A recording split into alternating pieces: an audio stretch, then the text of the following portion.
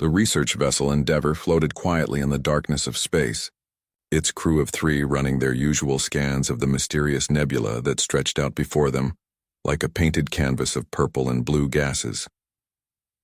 Dr. Sarah Chen sat at her workstation, studying the unusual radiation patterns, while Marcus Webb tinkered with a malfunctioning sensor array in the corner. Captain James Rodriguez sipped his coffee and watched the view screen with the calm expression of a man who had seen everything space could throw at him. None of them noticed the massive warship uncloaking behind them until it was too late. The ship that appeared was like something from a nightmare. It was black as the void itself, covered in sharp angles and protruding spikes that seemed designed purely to intimidate. Strange lights pulsed along its surface in patterns that hurt to look at directly. The vessel was easily 50 times larger than the Endeavor, and it moved with the deliberate slowness of a predator that knew its prey had nowhere to run. Commander Zixthal stood on the bridge of his warship, his 9-foot frame towering over his crew. His obsidian exoskeleton gleamed under the red lighting of the command center, and his 4 eyes focused on the small human ship with satisfaction. This would be easy. It was always easy. The Krathix Dominion had perfected the art of psychological warfare over centuries, and they had conquered 47 different species without firing more than a handful of shots. Fear was their weapon, and they wielded it like master craftsmen. The humans would surrender within minutes. They always did. Zixthal activated the communication channel and transmitted the standard intimidation package. The screens on the human ship would now be showing carefully designed images meant to trigger the deepest, primal fears in any intelligent species. Darkness, predators, death. The sounds that accompanied the images were tuned to specific frequencies that caused panic in most carbon-based life forms. On the Endeavor, Sarah looked up from her work as the main screen flickered. Strange images began flashing across it, accompanied by a deep thrumming sound that seemed to vibrate through the hull. She tilted her head, studying the display with professional interest. "Huh," she said. "Marcus, are you seeing this?" Marcus glanced over from his repair work. "Yeah, looks like some kind of psychological warfare technique. Pretty sophisticated, actually. The frequency modulation is really clever." Captain Rodriguez set down his coffee mug and studied the screen. "Well, I suppose we should respond to whoever's doing this." He pressed the communication button. "This is Captain James Rodriguez of the Earth research vessel Endeavor. Can we help you with something?" On the Krathix warship, Zixthal's antennae twitched in confusion. The humans should be cowering by now. They should be flooding communication channels with pleas for mercy. Instead, one of them sounded almost bored. He decided to escalate. Zixthal gestured to his crew, and they initiated the boarding protocol. A docking tunnel extended from the warship to the Endeavor, and a dozen Krathix warriors marched through it. Each warrior was a terrifying sight, their exoskeletons modified with sharp protrusions, their bioluminescent organs pulsing with threatening colors. They had practiced their entrance routine countless times. It never failed to break the will of their enemies. The airlock of the Endeavor hissed open, and the Krathix warriors flooded in. They spread out in their standard intimidation formation, filling the small cargo bay with their massive forms. Their leader, a warrior named Kresh, activated his threat display. Holographic images of dying worlds and burning cities filled the air around him. Chemical scent markers flooded the room, designed to trigger fear responses in any mammalian species. The 3 humans stood in the cargo bay, looking at the display of alien warriors. Sarah's eyes went wide, but not with fear. She pulled out a small tablet and started taking notes. "Fascinating," she muttered. "The holographic technology is seamless. And those bioluminescent patterns, I wonder if they're under conscious control or automatic responses." Marcus stepped closer to one of the warriors, much to the alien's surprise. "Excuse me, but is that exoskeleton biological or mechanical? The joints look articulated, but I can't tell if they're natural or enhanced." Kresh stared at the small human who had just walked up to him without any apparent fear. This had never happened before. Ever. In over 100 boarding actions, not a single species had approached them voluntarily. Captain Rodriguez cleared his throat. "Gentlemen, or whatever the appropriate term is, welcome aboard the Endeavor.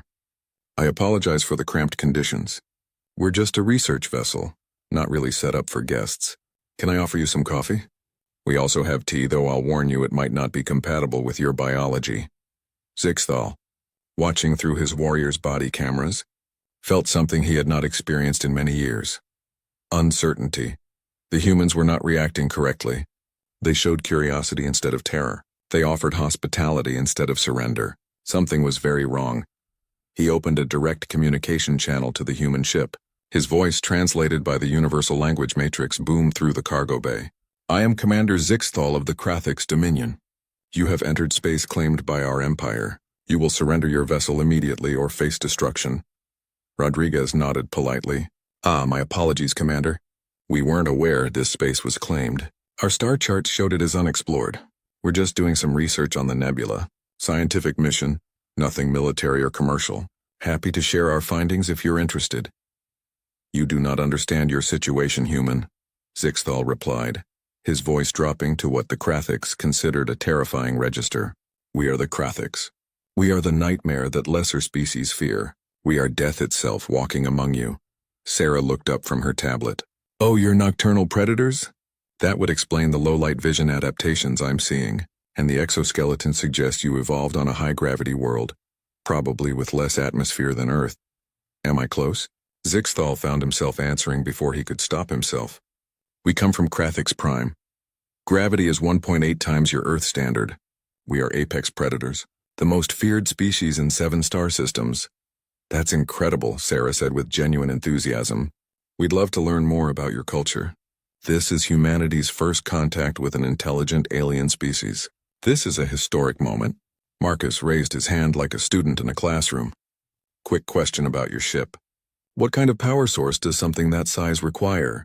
"We're running a fusion reactor on the Endeavor, but for something 50 times larger, I'm guessing you'd need either multiple fusion cores or maybe even antimatter." The Krathix warriors looked at each other. This was not going according to any protocol they had trained for. Kresh, the boarding party leader, tried to reassert control of the situation.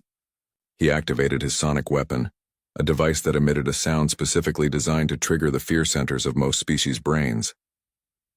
The high-pitched wail filled the cargo bay. The 3 humans winced and covered their ears. "Okay, that's really unpleasant," Rodriguez said loudly over the noise. "Could you turn that off, please? It's giving me a headache." Kresh, surprised that the humans were still standing, deactivated the weapon. Most species collapsed into fetal positions when exposed to that sound. These humans just looked annoyed. "Thank you," Rodriguez said. "Look, Commander Zixthal, I think we got off on the wrong foot here. Why don't we start over? We're peaceful researchers from Earth. We'd be happy to leave your space if that's what you want, or we could establish friendly diplomatic relations. Your choice." On his warship, Zixthal felt his confidence beginning to crack. In his entire career, spanning 3 decades, no species had ever been this casual about his intimidation displays. The humans were treating a potential conquest like a minor diplomatic inconvenience. He needed to learn more about these strange creatures before proceeding. The fear protocol was clearly not working as intended. Perhaps these humans had some technology that protected them from psychological warfare, or perhaps they were simply too primitive to understand the danger they were in. Zixthal made a decision. "We will study your species before determining your fate. My warriors will remain aboard your vessel. You will cooperate fully with our examination." Rodriguez shrugged. "Sure, we can do that. Fair warning, though. The ship only has 3 crew quarters, so your warriors might have to sleep in the cargo bay. Also, our food is probably not going to be compatible with your biology, so you might want to bring your own supplies." As the Krathix warriors settled into their unwanted role as guests rather than conquerors, Zixthal watched from his command center with growing unease. Something about these humans was deeply wrong. They should be afraid. Every instinct he had developed as a predator told him they should be terrified. But they were not. And that, more than anything else, was beginning to frighten him. Commander Zixthal spent a sleepless night cycle analyzing the situation. The humans had been aboard his target vessel for 6 hours now, and nothing was going according to plan. His warriors reported that the humans had offered them spare blankets, shown them where the bathroom facilities were located, and given them a basic tour of the ship. It was humiliating. He decided it was time to escalate. If simple intimidation displays were not working, then he would show these humans what real terror looked like. The next morning, ship time, Zixthal transported himself aboard the Endeavor along with his elite dreadguard. These were the most terrifying warriors in the Krathix military. They stood even taller than regular Krathiks, their exoskeletons modified with razor-sharp blades and toxin dispensers. Their very presence had caused some species to die from heart failure induced by pure fear. The Dreadguard materialized in the cargo bay in a flash of light and smoke. They arranged themselves in their most threatening formation, their weapons gleaming, their bioluminescent organs pulsing with colors that signaled extreme danger in the universal language of predator species. Captain Rodriguez looked up from the tablet he had been reading. "Oh, more visitors. Good morning, Commander. Would you like some breakfast? We're having scrambled eggs and toast. Well, the human version of scrambled eggs. They're made from chicken eggs.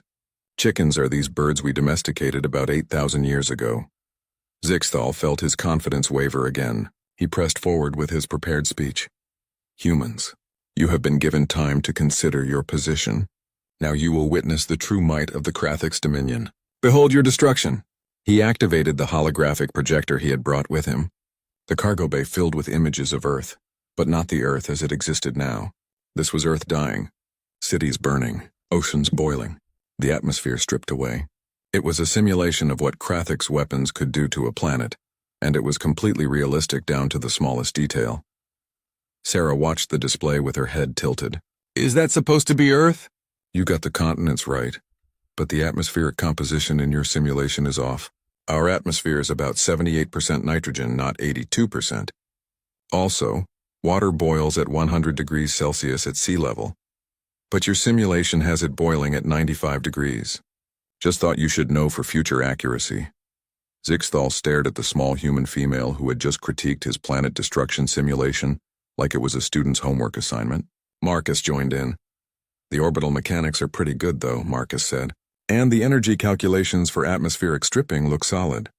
What kind of weapon system would generate that much power? We've theorized about stellar-scale engineering, but we haven't built anything close to that yet." "Yet?" Zixthal found himself asking. "Well, yeah," Marcus said with a shrug. "We've only been in space for about 300 years. Give us another few centuries and we'll probably figure it out. Humans are pretty good at building things that blow up." Commander Zixthal felt a chill run down his spine despite his exoskeleton. The human had said it so casually as if the complete destruction of planets was just an engineering challenge to be solved eventually. He tried a different approach. He activated his sonic weapon, but this time at a different frequency. This one did not just cause discomfort. It triggered the amygdala, the fear center of the mammalian brain. It forced prey species to feel pure primal terror regardless of their rational thoughts. The sound filled the room. The three humans stopped what they were doing and stood very still for a moment. Then Sarah's face lit up with recognition. "Oh, that's an amygdala hijack. You're using sonic resonance to trigger the fear response directly.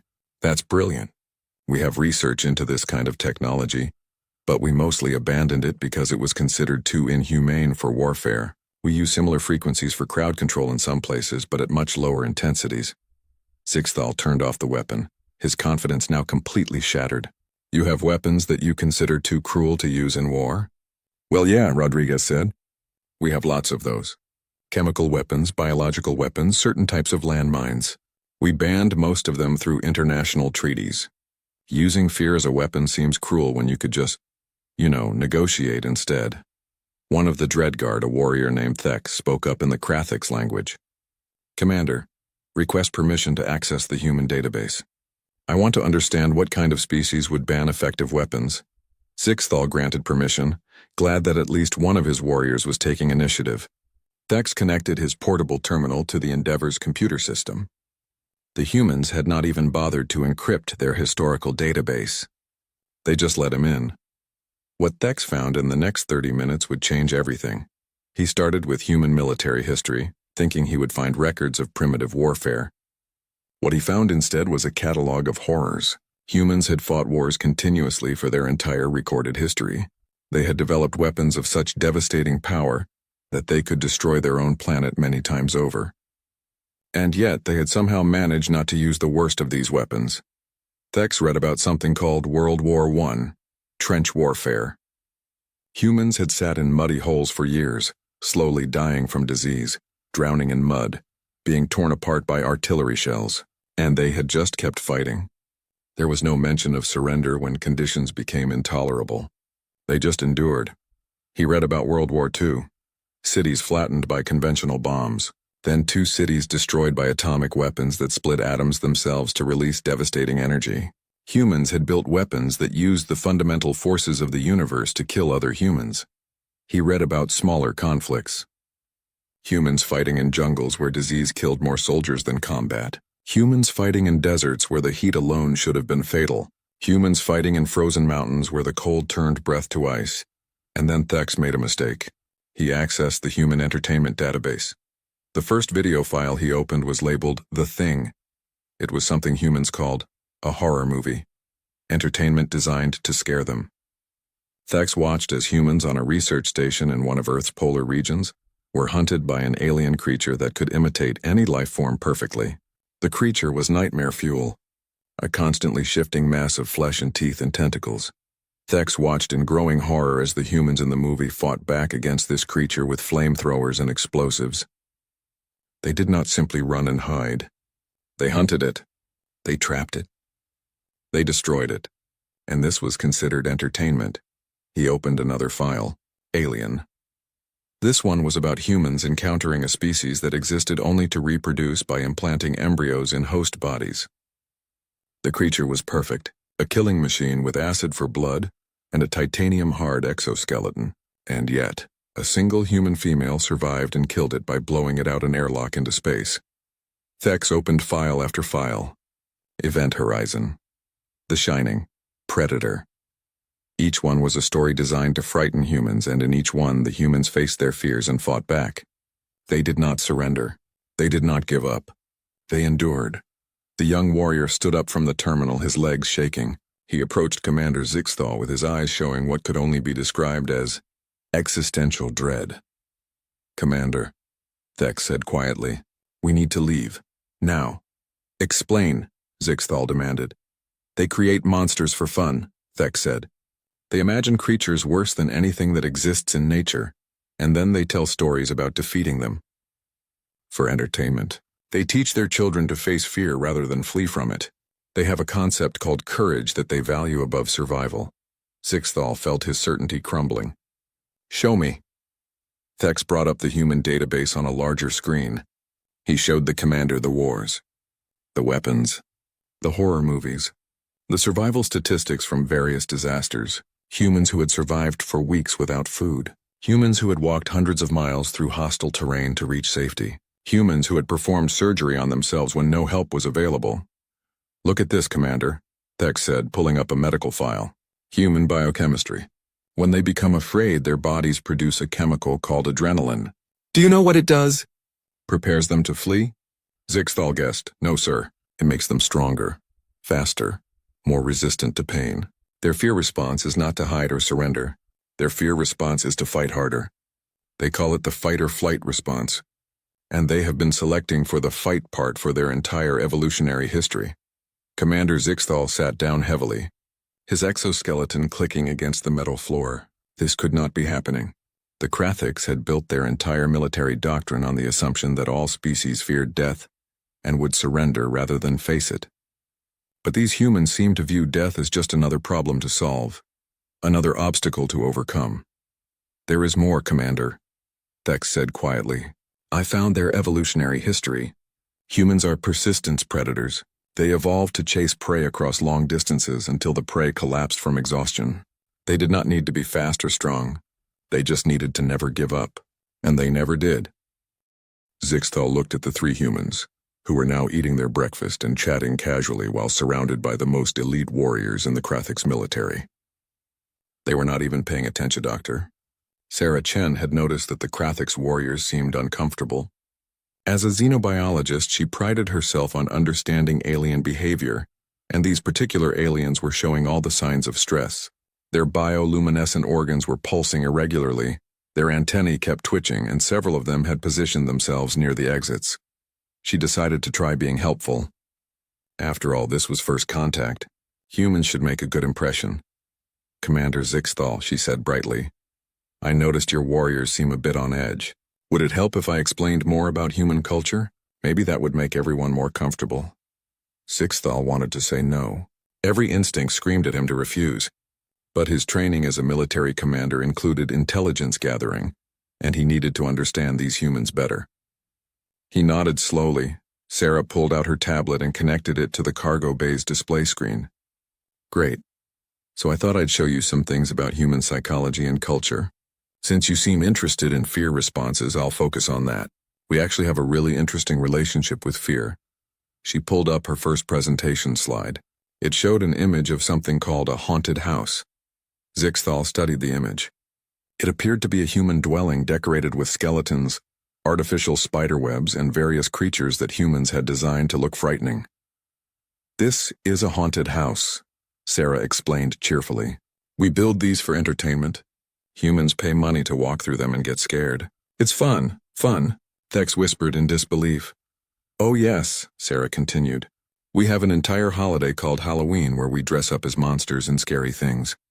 Children go door to door collecting candy while wearing costumes of ghosts, vampires, zombies, and other creatures we invented to frighten ourselves. She clicked to the next slide. This one showed humans riding a roller coaster. Their faces twisted in expressions that looked like terror, but they were also smiling. These are roller coasters. They're machines designed to simulate danger. They drop you from great heights, spin you upside down, and move at high speeds. They're completely safe, but they trigger our fear responses. And we love them. Some humans travel across the planet just to ride the most extreme roller coasters. Kresh, the warrior who had first boarded the Endeavor, spoke up. Why would you seek out fear if you do not have to? Sarah thought about this for a moment. I guess it's because fear makes us feel alive. Also, we like testing ourselves. Overcoming fear feels good. It makes us confident. There's actually a brain chemical called dopamine that gets released when we do scary things safely. It's pleasurable. She clicked through several more slides showing humans engaging in what she called extreme sports. Skydiving. Rock climbing without ropes. Something called parkour where humans jumped between buildings. Cave diving in underwater tunnels. Base jumping off cliffs. We do all of this voluntarily, Sarah said. For fun and challenge. Nobody forces us. We just like pushing our limits. Commander Zixthal felt something cold settling in his stomach. These humans deliberately sought out situations that triggered their fear responses. They had turned fear into a recreational activity. What kind of species did that? Sarah moved on to her next section. Now let's talk about human children's entertainment. This is really interesting from a psychological perspective. She showed images of children's books. These are fairy tales we tell to young humans. In this one, a child gets lost in the forest and almost gets eaten by a witch. In this one, a girl is hunted by an evil queen who wants to cut out her heart. In this one, children are lured into a house made of candy by a witch who plans to eat them. You tell these stories to your children? Zixthal asked in horror. Well, yes, Sarah said. Child psychologists believe it helps them learn to cope with fear in a safe environment. We start teaching humans to face scary things when they're very young. It's part of healthy development. Marcus wandered over, interested in the conversation. Oh, are you talking about scary movies? I love horror films. Did you show them The Thing yet? Not yet, Sarah said. But that's a good example. She pulled up the movie trailer. The Krathix warriors who had not yet seen. It watched in growing distress as the shape-shifting monster consumed and imitated humans in increasingly gruesome ways. This is considered a classic, Marcus said enthusiastically. The practical effects were amazing for the time period. The thing about horror movies is they let us experience danger without actual risk. Plus, the problem-solving aspect is interesting. How would you survive in that situation? What clues would tell you who's infected? It's like a puzzle wrapped in terror. A puzzle wrapped in terror. Zixthal repeated slowly.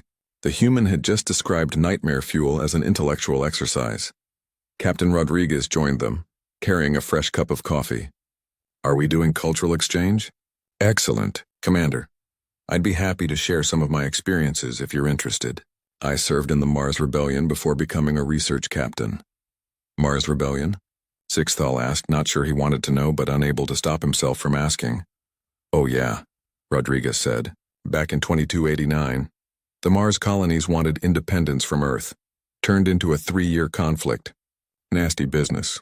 Fighting in low gravity. Dealing with life support failures, combat in vacuum. Lost a lot of good people. He said it so casually, as if describing a sporting event rather than what sounded like a horrific war. You fought in a vacuum? Kresh asked. Without atmosphere? Had to sometimes, Rodriguez confirmed. When your habitat gets breached, you don't have much choice. We trained for it. You've got about 15 seconds of useful consciousness in hard vacuum before you pass out. Maybe 90 seconds before permanent brain damage. But that's enough time to get to an airlock or patch a suit breach if you're quick and don't panic. 15 seconds of consciousness without air, Thex whispered. And you just trained to work within that limit? Sure, Rodriguez said. Humans are pretty adaptable. We've got this saying, you're not dead until you're warm and dead. Means that we've had people survive things that should have killed them. Extreme cold sometimes puts the body in a state where it needs less oxygen. We've had drowning victims revived after over an hour underwater in freezing water. Human biology is weird. He took a sip of his coffee. The thing about humans is we're really hard to kill and we don't give up easily. During the Mars Rebellion, there was this one siege where we were cut off from supplies for 43 days. We survived on recycled water and emergency rations meant for 2 weeks. Lost 30% body weight. Everyone was in bad shape. But we didn't surrender. Why not? Zixthal asked. If you were starving, why continue fighting? Rodriguez looked surprised by the question. Because we still had a chance. As long as you're alive, you've got a chance. Plus there's pride. We don't like giving up. It goes against our nature. We're persistence predators. We evolved to keep going long after our prey collapsed from exhaustion. Giving up just isn't in our psychological makeup. Sarah jumped back in, excited. Oh, that's a great point. Let me show you human persistence hunting. She pulled up a video of human hunters in Africa tracking an antelope across the savannah under the hot sun. The antelope was faster, but the humans just kept walking. Hour after hour. The antelope would run, rest, run again. The humans just walked. Eventually, after something like 8 hours, the antelope collapsed from heat exhaustion, and the humans walked up to it. That's how we hunted for most of our evolution, Sarah explained. We're not the fastest, not the strongest, not the best climbers, but we can keep going longer than almost anything else. We sweat to cool down, which lets us operate in heat that would kill most predators. We can carry water and food. We can plan and communicate, and we just don't stop. She pulled up another video. This is the human activity called a marathon. Humans run for over 42 kilometers without stopping. For fun. Some humans do ultramarathons that are even longer. The record for continuous running is something like 350 kilometers over 3 days. Marcus nodded. Yeah, endurance is kind of humanity's superpower.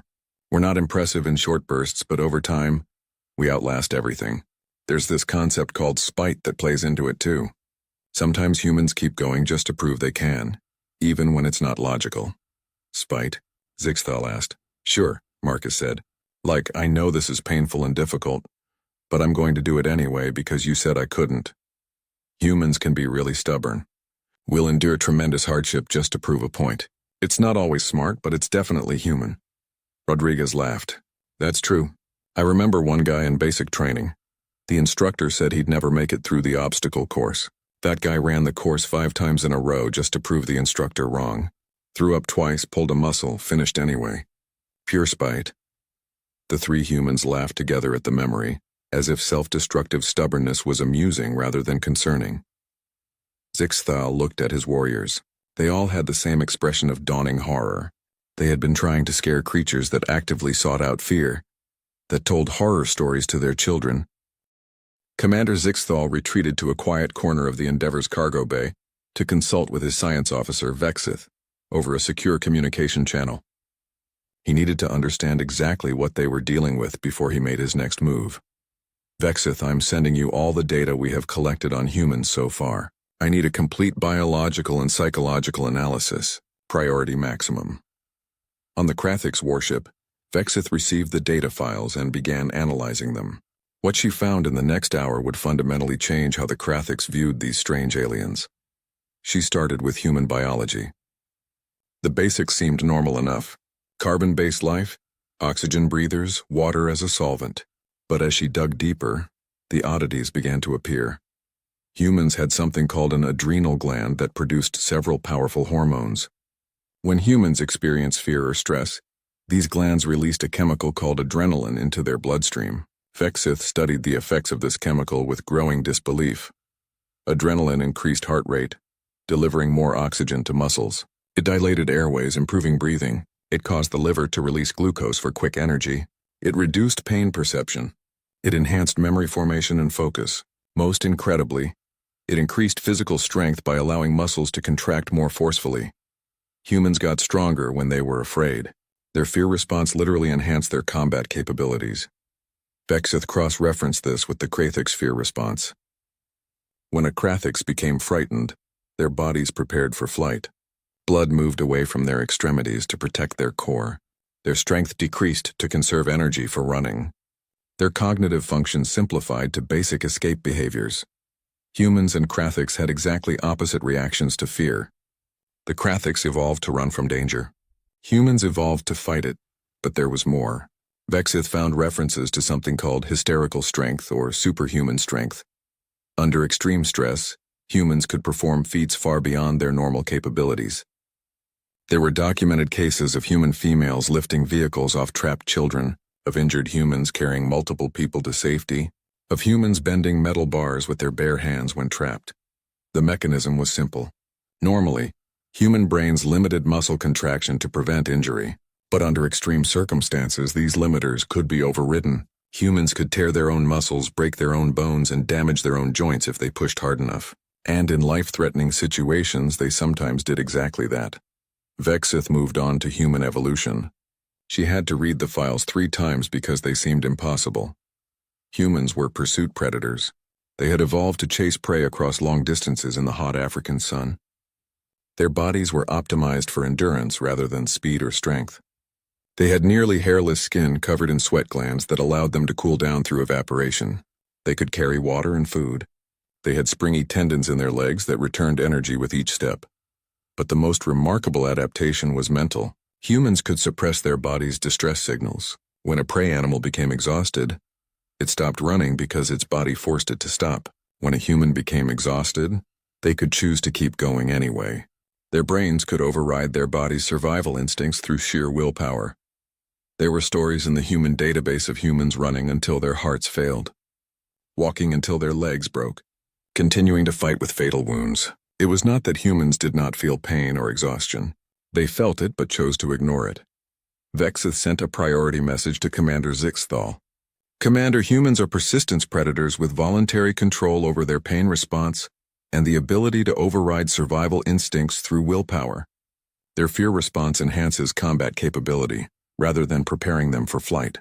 They are, biologically speaking, the worst possible species to attempt intimidation on. While this analysis was happening, an incident occurred on the Endeavor that would make everything worse.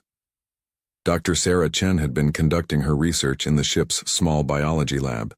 She was studying samples collected from the nebula, looking for signs of extremophile organisms. One of her sample containers had been left near a heating element and had cracked, allowing several specimens to escape into the lab. Among these specimens was something Sarah had collected from a piece of debris earlier in the mission. It was an Earth organism that had somehow survived in space, probably hitching a ride on some earlier human vessel. It was small, brown, and had 8 legs. It was a common house spider. The spider, disturbed by its sudden change in environment, scuttled out of the biology lab and into the main corridor. It happened to cross the path of Kresh, the Krathix warrior who had led the initial boarding party. Kresh saw the 8-legged creature moving rapidly across the floor toward him. His evolution on Krathix Prime, where fast-moving small creatures were often venomous, triggered an immediate panic response. He jumped backward, colliding with 2 other warriors, and let out a high-pitched alarm call that brought every Krathix on the ship to full alert. Contact. Hostile organism. Pattern suggests ambush predator, Kresh shouted in his native language. 3 more Krathix warriors spotted the spider and scrambled away from it. The small creature, confused by all the noise and movement, did what spiders do when threatened. It moved quickly, trying to find a dark place to hide. To the Krathix, it looked like an attack run. Alarms blared throughout the Endeavor as the Krathix warriors activated their threat response protocols. Weapons were drawn. Defensive positions were taken. The spider scuttled under a storage container, seeking shelter from all the chaos. Sarah heard the commotion and ran out of her lab. What's wrong? What happened? Hostile organism, Kresh said, pointing at the storage container. Small, fast-moving, 8-legged. Exhibiting predatory behavior patterns. Extremely dangerous, Sarah blinked. She looked where he was pointing. She got down on her hands and knees and peered under the container. Then she started laughing. "Oh my God, you guys are scared of a spider? It's harmless. Well, this species is harmless. Some spiders are venomous, but this is just a common house spider. They eat flies and mosquitoes. They're actually helpful." She reached under the container without hesitation and cupped the spider in her hands. The Krathix warriors all took several steps back. Sarah stood up, holding the tiny creature carefully. "See? Completely harmless. Poor thing is probably terrified with all this noise. Let me just put it back in the lab where it belongs." She walked past a group of elite Krathix warriors carrying an 8-legged predator in her bare hands, completely unconcerned. The warriors pressed themselves against the walls to give her as much space as possible. Marcus poked his head out of the engine room. "What's all the noise about?" "The guys found a spider," Sarah called back. "False alarm. Okay. Let me know if it's a dangerous species. Otherwise, just put it outside or something." She disappeared into her lab and the door closed behind her. The Krathix warriors looked at each other in shared humiliation and horror. "She picked it up," Thek said quietly. "She just reached under there and picked up an unknown predator with her bare hands." "She called it harmless," Kresh added. "But it clearly has the morphology of a venomous species. 8 legs suggest redundancy for hunting. Fast movement indicates pursuit predator behavior, and she just grabbed it." Commander Zixthal, who had witnessed the entire incident through his warriors' body cameras, sat down heavily on his command throne. He pulled up the human database entry on spiders. Spiders were indeed predators. They were venomous. They were highly successful as a species, with over 40,000 different varieties on Earth. Some species could kill humans with their venom, and humans just lived alongside them. They were so common in human dwellings that humans had a phrase for it: house spider. Humans shared their living spaces with venomous predators and considered it normal. He kept reading. Spiders were not even close to the most dangerous creatures on Earth. There were snakes that could kill with a single bite. There were insects that carried deadly diseases. There were fish with venom so painful that humans begged for death. There were mammals large enough to easily kill humans. There were reptiles that had remained virtually unchanged since the time of dinosaurs because they were already perfect predators, and humans had not just survived on this death world. They had thrived. They had conquered it. They had become the dominant species on a planet that seemed designed to kill them. Vexith's voice came through his communicator. "Commander, I have completed my analysis. I strongly recommend we abandon this operation immediately." "Explain," Zixthal said, though he suspected he already knew what she would say. "Humans have a concept they call spite," Vexith said. "It means they will sometimes endure suffering specifically to prove they cannot be broken. They have another concept called stubbornness, where they refuse to change course even when it becomes disadvantageous to continue. They value these traits. They teach them to their children." She paused. "Commander, if we continue trying to intimidate them, they might choose to fight us just to prove they cannot be scared. And their biology suggests they would be extremely difficult to defeat in combat. Their pain tolerance is exceptional. Their endurance is unmatched by any species we have encountered. Their fear response makes them more dangerous rather than less. I have our commander Zixthal called an emergency meeting with his senior officers in a secure room aboard his warship. The humans had graciously allowed them to use one of the Endeavor's docking shuttles for privacy, which somehow made the situation even more humiliating. They were huddling in a borrowed space because they were afraid to discuss their situation in front of their supposed captives. The 5 officers gathered in the cramped shuttle. Kresh, Thex, Vexith, and 2 ship commanders named Zalthar and Pixin. All of them looked shaken in ways that combat had never managed to achieve. "We need to vote on our next course of action," Zixthal said without preamble. Option 1. We continue the fear protocol and attempt to break human resistance through escalating intimidation. Option 2. We retreat and report this species as unsuitable for conquest. Option 3. We attempt to negotiate a peaceful resolution. "If I may speak," Vexith said, "I have completed a full analysis of human capability, and I believe option 1 would be catastrophic. Every escalation we have attempted has only made the humans more interested in us, not more afraid. They are treating this as a learning experience." Zalthar, who commanded one of the escort frigates, nodded agreement. "My crew has been monitoring human communications. They are not sending distress signals. They have not attempted to escape.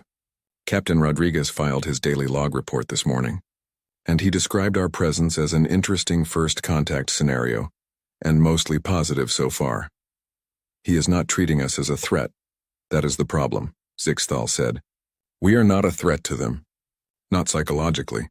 Everything we have learned suggests that threatening humans only engages their stubbornness and combative instincts. Thex spoke up, his voice still shaken from the spider incident. Commander, I have been reviewing human military doctrine. They have a saying, no plan survives contact with the enemy. They expect things to go wrong. They train for chaos and unpredictability. Our intimidation tactics are designed to create stress and fear, but humans consider stress and fear to be normal parts of existence. Show them, Vexith said. Thex pulled up a holographic display. This is human military training. They deliberately create stressful, frightening situations to prepare their soldiers. They practice being cold, wet, tired, hungry, and under simulated fire simultaneously. They call it stress inoculation training. They are literally teaching themselves to operate. Normally, while experiencing all the conditions, we used to break enemy morale. The display showed human soldiers crawling through mud under barbed wire while explosions went off around them. Another clip showed humans being subjected to tear gas to train them to function through pain and panic. Another showed underwater escape training where humans had to hold their breath while solving problems in a flooded compartment. They train for the worst-case scenarios, Thex continued. And then when those scenarios happen in reality, they are psychologically prepared. We have been trying to create worst-case scenarios to frighten them, but they have already imagined worse and trained for it. Pixin, the other ship commander, had been quietly reviewing data on his personal tablet. Commander, I have found something else troubling. Human reaction to threat scales with the level of threat. The greater the danger, the harder they fight. There are multiple documented cases of humans performing impossible feats when sufficiently threatened. He pulled up several historical records. This human female, a mother, lifted a vehicle weighing over 2,000 kilograms to free her trapped child. This human male continued fighting after being shot multiple times, taking down 3 armed opponents before collapsing. This human soldier held a defensive position alone against 50 enemies for over 6 hours while wounded. Every time we escalate, we risk triggering this response. Zixthal felt his resolve crumbling. So you are all recommending retreat? No, sir, Vexith said carefully. I am recommending we reclassify this mission. We encountered humans believing they were a typical spacefaring species. We now know they are apex predators from a death world with psychological profiles completely incompatible with fear protocol tactics. This is not a failure. This is a discovery. A discovery that we are cowards who flee from a ship with 3 crew members, Kresh said bitterly. No, Vexith countered. A discovery that some species cannot be conquered through intimidation and should be approached differently. The Krathik's dominion has expanded through careful selection of targets. We choose species that are vulnerable to psychological warfare. We have never claimed to be capable of defeating every possible enemy. That would be arrogant and foolish, Zixthal considered this. It was a face-saving way to frame the situation. The Krathiks had not failed. They had simply encountered a species outside their tactical parameters. What do you propose? He asked Vexith. We offer a formal alliance, she said. We tell the humans that we were testing their suitability as allies by evaluating their fear response under stress. We explain that the Krathiks value courage and resilience. We say they have passed our test and we wish to establish diplomatic relations. It was clever. It reframed the entire situation from attempted conquest to an evaluation process. The humans might even believe it, given their apparent lack of understanding about how terrifying they were. And if they refuse? Zelthar asked. Then we retreat and mark their space as protected, Vexith said. We spread the word to other species that humans are dangerous and should not be provoked. We treat them as we would treat any other apex predator, with caution and respect. Zixthal looked around at his officers. They all looked relieved at this proposal. Even Kresh, who had been the most aggressive about maintaining Krathik's dominance, was nodding agreement.